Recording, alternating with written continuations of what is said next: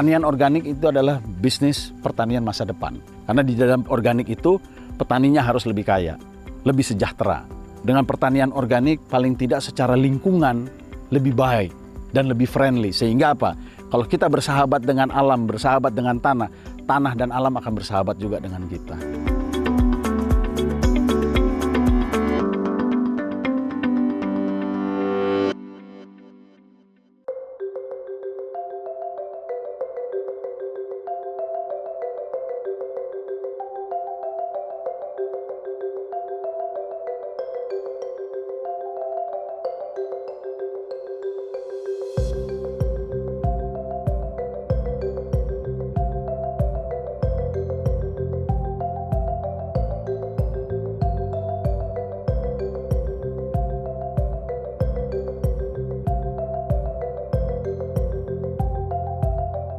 Boja Farm ini adalah tempat di mana orang-orang bisa belajar, di mana orang bisa melihat percontohan tanaman organik atau pertanian organik seperti apa.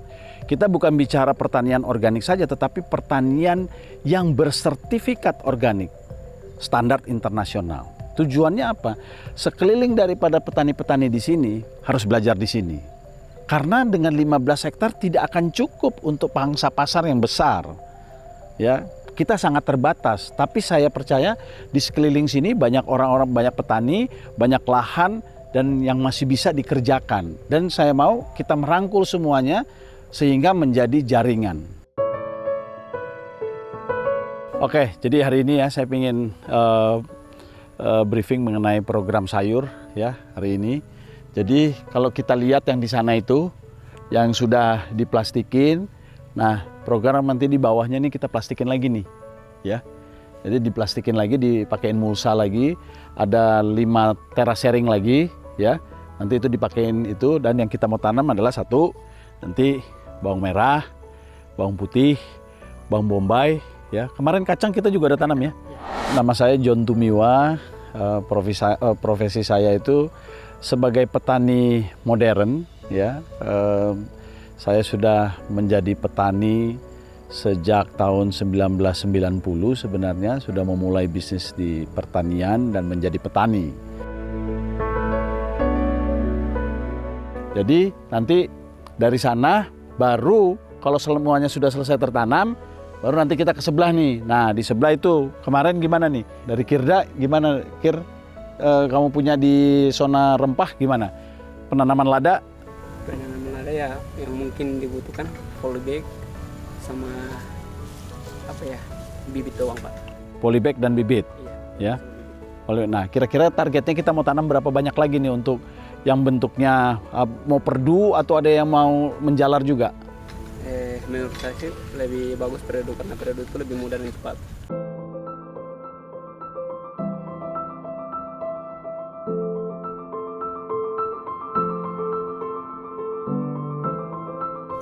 Ini tanaman lada, ada 2 jenis lada tanaman itu, satu itu rambat dan satu itu perdu, tapi buahnya tetap sama. Saat diproses itu jadi lada hitam, ketika ini dikeringin tanpa diambil kulitnya yang dari luar, terus yang jadi lada putih itu kita proses perebusan untuk direndam dalam air sekitar, kalau misalnya 1 kilo sekitar menjangkau 3 hari lagi tuh bisa untuk mencapai lada putih.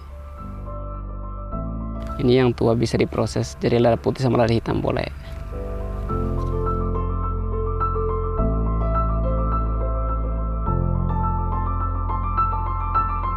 Nama saya Kirda, usia saya 24 tahun. Saya bekerja udah 2 tahun di sini di Boja Farm jadi petani lada. Sebelumnya saya kerja itu di petani lada di Sulawesi selama 5 tahun. Bagi saya petani itu adalah sebagian hidup buat masyarakat di kampung, di kota maupun di seluruh bangsa kita Indonesia. Makanya saya itu tertarik untuk menjadi petani muda Indonesia. Ya, pelajaran yang paling saya dapat di sini itu adalah merawat dan menanam secara organik, itu yang lebih utama buat saya. Kemudian di sini itu kita bisa belajar semua hal yang sebelum kita kerjakan di kampung, bahkan kita bisa lebih kenal di sini.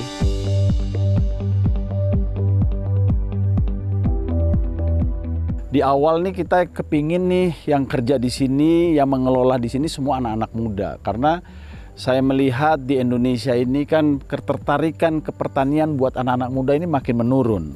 Ya, padahal negara kita negara agraris. Sehingga konsepnya adalah saya mau anak-anak muda belajar di sini, bekerja di sini, jadi bekerja sambil belajar sehingga nantinya dia juga bisa menjadi mitra. Sebenarnya kalau di kami ini bukan program kepegawaian yang kita ingin tonjolkan, tetapi adalah program kemitraan. Sehingga teman-teman yang nantinya dia juga sudah belajar, dia sudah mengembangkan di sini, dan dia nanti bisa kembali ke kampungnya atau ke tempatnya bertani, dan akhirnya menjadi mitra dengan kita.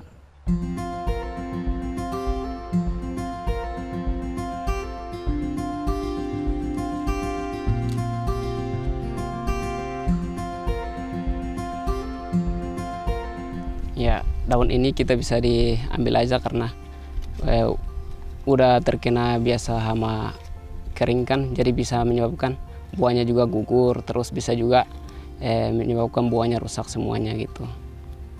Jadi boleh diambil aja ini.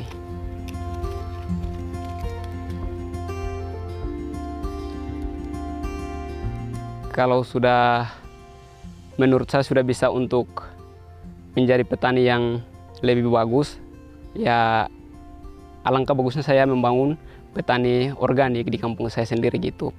Kebanyakan petani-petani yang di sana itu semuanya udah pada lanjut usia. Maka dari itu saya ingin jadi contoh buat teman-teman seumuran untuk mau jadi petani muda seperti saya di Nusa Tenggara Timur, tepatnya di Kabupaten Alor.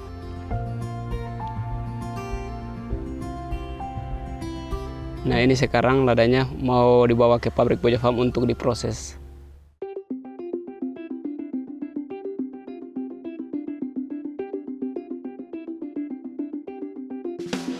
Kenapa organik? Sebenarnya begini, di dalam organik itu ada salah satu yang namanya tata niaga. Tata niaga pertanian itu kalau kita lihat dari dulu selalu ada petani, selalu ada pengumpul, selalu ada pengijon, baru dapatnya pembeli. Dengan adanya pertanian organik sebenarnya adalah itu memutuskan rantai-rantai yang tidak perlu sebenarnya. Kenapa? Biasanya kalau dari organik itu kita harus langsung berhubungan dengan para petani. Sehingga rantai itu terputus. Sehingga harga-harga yang tidak perlu itu semua langsung bisa masuk kepada petaninya. Sehingga petani harusnya mendapatkan lebih ketimbang dia selalu menggunakan pengijon, tengkulak, dan middleman.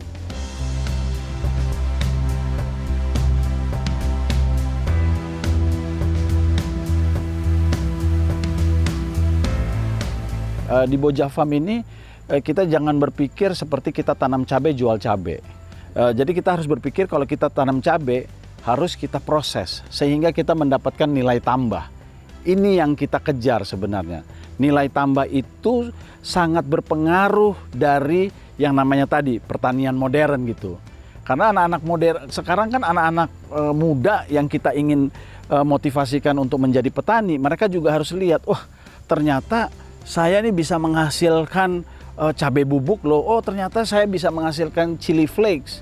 Padahal itu juga dari cabai, tetapi harus diproses. Jadi buat saya adalah penting satu konsep bisnis yang bukan tanam cabai jual cabai, tapi jual adalah nilai tambahnya. Nah, keuntungannya juga untuk nilai tambah adalah satu. Biasanya begini, nilai tambah itu kalau kita panen, semua pada waktu kita panen tidak semuanya akan bagus, akan cantik kelihatannya, tidak. Nah, segala sesuatu yang mungkin yang bagus, mungkin itu kita bisa jual secara fresh. Tetapi yang ada defect dan sebagainya, itu yang kita proses lebih lanjut.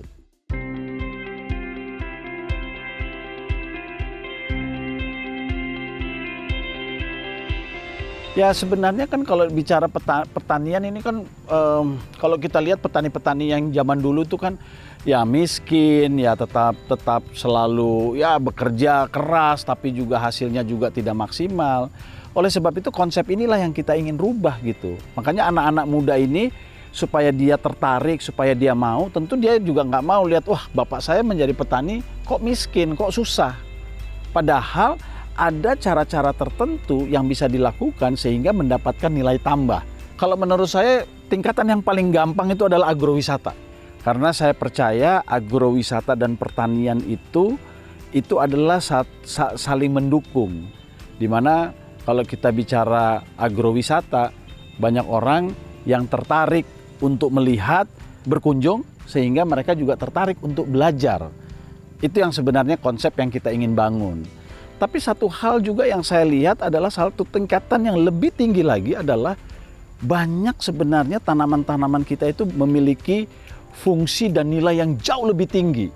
Yaitu tadi, tanam sesuatu, diproses sesuatu, dijuallah sesuatu. Pesan saya begini ya, anak-anak muda di Indonesia sudah harus mulai ya, paling tidak mulai mencoba untuk bertanam di rumah, dimanapun mereka berada. Mulailah dengan sesuatu yang kecil. Karena apa? Pada waktu mereka memulai, paling tidak nantinya di awal, nanti begitu dia sudah beranjak berumur, mereka juga punya pengalaman-pengalaman itu.